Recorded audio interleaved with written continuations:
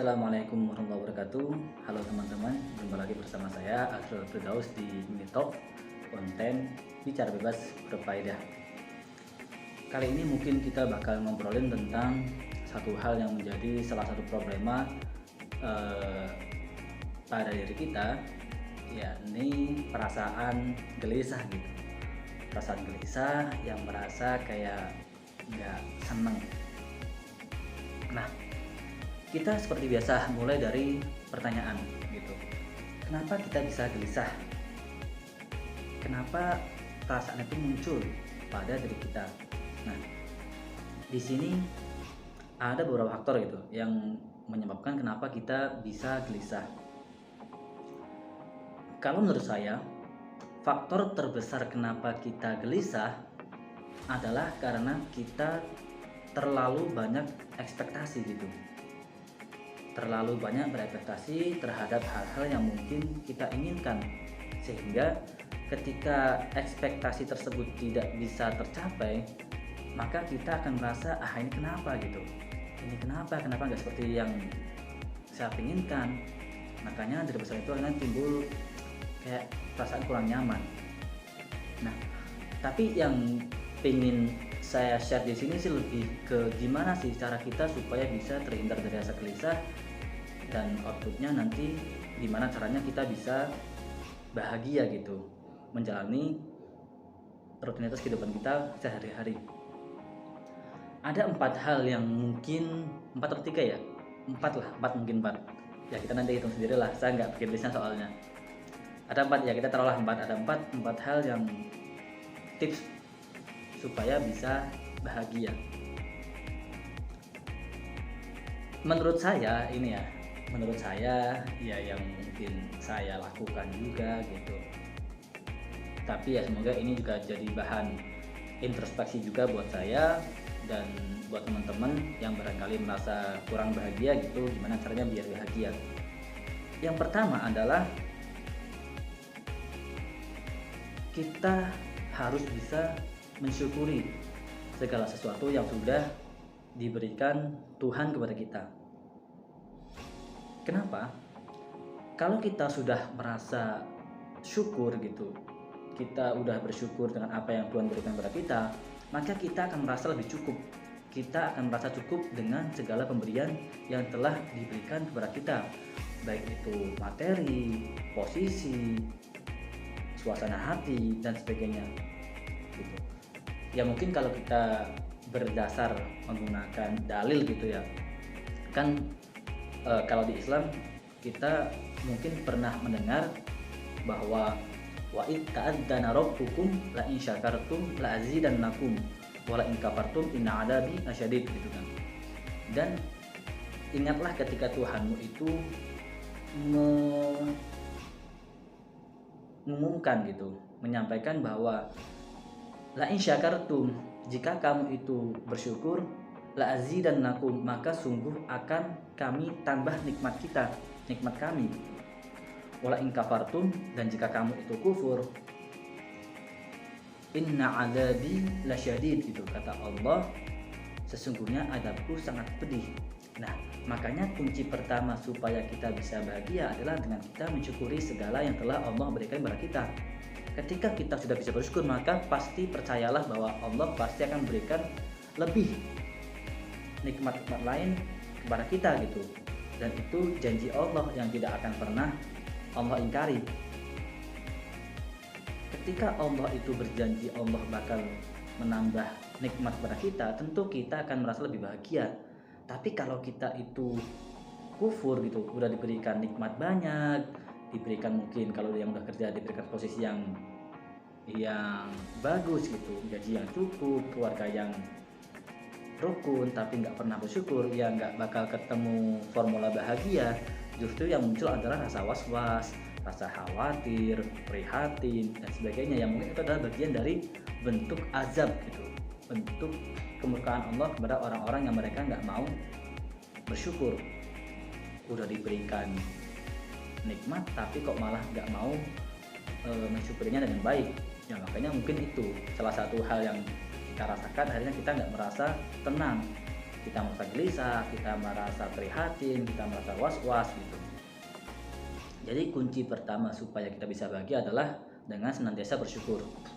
Nah, yang kedua adalah selalu berprasangka baik terhadap Tuhan. Kenapa? Karena bisa jadi apa yang kita itu harapkan, apa yang kita itu anggap baik buat kita, ternyata itu buruk untuk kita. Tetapi bisa jadi yang kita anggap itu atau kita benci sesuatu itu ternyata itu justru yang baik bagi kita. Nah, kita nggak tahu mana yang baik buat kita. Makanya kalau dari saya, pesannya adalah selalu berprasangka baik terhadap apa yang sudah Tuhan gariskan gitu. Ya kenapa? Sebab gini, Tuhan itu kan maha sempurna kan. Tuhan maha sempurna, Tuhan maha segalanya gitu. Segala sesuatu yang ada di dunia ini itu atas dasar skenario yang sudah Tuhan gariskan kepada kita gitu. Dia yang maha sempurna tentu akan menciptakan skenario terbaik untuk hamba-hambanya, untuk makhluknya.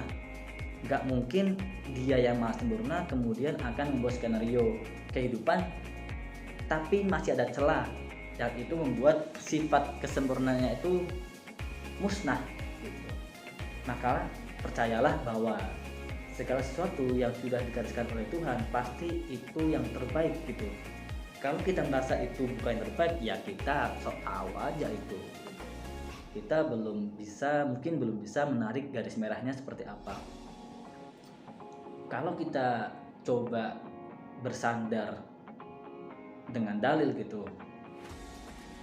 kita bisa lihat di Quran Surat Al-Baqarah itu ayat 216 kalau nggak salah, di halaman kiri, sebelah kiri bagian atas. Asa an tuhibbu syai'aw wa huwa syarrul lakum wa asa an takrahu syai'aw wa huwa khairul lakum. Kata Allah, bisa jadi apa yang kamu cintai, apa yang kamu inginkan, apa yang kamu harapkan ternyata itu buruk buat kamu. Tetapi bisa jadi juga sesuatu yang kamu itu benci, kamu nggak suka, kamu itu nggak ingin dapat itu, ternyata itu justru yang baik buat kamu gitu. Kemudian Allah mengatakan bahwa Allahu a'lamu wa antum la ta'lamun. Allah lebih tahu gitu, dan kamu termasuk orang-orang yang nggak tahu. Ya makanya kita sebagai orang yang sebagai hamba yang mungkin pengetahuannya itu terbatas, ya kita, kalau bagi saya sudah sepantasnya kita harus selalu berprasangka baik terhadap apa yang sudah Tuhan gariskan. Seperti itu. Ketika kita itu bisa selalu berprasangka baik, maka ya kalau ada masalah kita selalu berpikir bahwa oh ada masalah pasti ada penyelesaiannya gitu. Kan fa inna ma'al usri yusra gitu kan. Di balik kesusahan pasti ada kemudahan. Di balik kesusahan pasti ada hikmah yang bisa kita ambil darinya gitu. Makanya percayalah yang sudah digariskan pasti itu yang terbaik. Kalau kita merasa itu nggak terbaik, ya kita aja yang nggak tahu gitu nanti goalsnya akan seperti apa. Contoh, mungkin gampangnya lah ketika kita kuliah kita sangat benci dengan tugas-tugas, kita benci dengan materi gitu atau dengan dosen, tapi percayalah bahwa yang kita benci itu ternyata harusnya itu baik buat kita ya. Kalau kita benci pelajaran, kita benci tugas, ya gimana cara kita bisa paham materi gitu kan. Kita bisa paham materi karena kita yang membaca materinya, kita mengerjakan tugasnya, yang nanti outputnya ya kita jadi paham gitu. Ya simpel seperti itulah. Itu yang kedua ya. Tadi yang pertama itu selalu bersyukur, yang kedua selalu berprasangka baik. Yang ketiga adalah selalu mengingat Tuhan gitu. Dengan kita mengingat Tuhan, saya rasa kita jadi merasa bahwa kita bisa mengerjakan semuanya gitu. Kita nggak merasa sendirian. Tuhan maha segalanya, Dia maha pemurah, Dia maha pengasih, Dia maha pemberi rezeki. ya kita nggak bakal khawatir lagi gitu ketika ada problem, ada masalah yang menghampiri kita, karena kita percaya bahwa ada Tuhan di atas kita yang nanti akan menyelesaikan masalah-masalah kita dengan syarat kita itu dekat dengannya gitu. Ya kembali lagi kalau kita balik menggunakan dalil ya, kita bisa cek di Quran surat Ar-Ra'd ayat 26, itu kalau nggak salah di halaman sebelah kiri bagian bawah. Ala bidzikrillah tatma'innul qulub. Ingatlah, hanya dengan mengingat Allah maka hati akan menjadi tentram. Ya sama gitu, ketika kita ingin hati kita tentram, kita bahagia, kita nggak gelisah, kuncinya apa? Kuncinya adalah dengan mengingat Allah, dengan kita beribadah, dengan kita yakin bahwa segala sesuatu pasti sudah ditakdirkan, dengan kita itu percaya bahwa segala sesuatu pasti akan dibalas, akan membuat kita jadi lebih tentram, lebih nyaman dalam menjalani kehidupan. Kemudian yang keempat mungkin adalah supaya kita bisa lebih bahagia, kuncinya adalah kita harus bahagia ketika melihat orang lain bahagia. Jangan justru sebaliknya, kita merasa jengkel, merasa marah, merasa benci ketika melihat orang lain sukses, ketika melihat orang lain bahagia. Ketika mereka sedih, kita disuruh bahagia, itu keliru. Kunci kita bisa bahagia adalah dengan cara kita bahagia ketika melihat orang lain bahagia, dan kita juga merasa iba ketika melihat orang lain itu sedih gitu. Dengan seperti itu kita akan lebih jauh bisa bersyukur. Ya saya sangat senang gitu ketika melihat teman-teman saya kemarin dapat info ada adik tingkat saya yang baru pulang dari Turki, kegiatan di sana. Saya senang gitu, oh adik tingkat saya berarti mereka pengalamannya lebih banyak gitu, keren. Terus kemarin melihat ada temen yang sekarang S2 di Belanda, saya senang gitu, oh berarti saya punya kenalan teman-teman yang keren-keren, jadi saya ikut senang. Kemarin lihat teman yang waktu itu kita pengabdian bareng di Merauke, kemarin dapat kabar ya baru pulang dari Malaysia gitu, kita pengabdian lagi di sana. Saya sangat senang ketika melihat orang lain senang, dan saya harap juga teman-teman juga bisa berpikir seperti itu, punya prinsip seperti itu. Ketika melihat orang lain senang ya kita ikut senang, jangan sampai justru sebaliknya, ketika melihat orang senang kita kayak merasa iri gitu. Iri itu nggak pernah ada habisnya, percayalah gitu. Iri itu ketika kita iri ya kita tambah iri, kita pengen mencari celah gimana biar mereka bisa jatuh gitu. Nah itu orang-orang psikopat, orang-orang yang mau lihat orang lain bahagia gitu. Jangan sampai seperti itu. Ya semoga kita bisa lebih bahagia lah dalam menjalani kehidupan kita. Pun buat teman-teman musisi mungkin bisa digunakan untuk empat tips itu. Yang pertama selalu bersyukur, yang kedua selalu berprasangka baik, yang ketiga selalu mengingat Tuhan, yang keempat senang ketika melihat orang lain senang, sedih ketika melihat orang lain sedih. Mungkin itu yang bisa saya sampaikan. Terima kasih.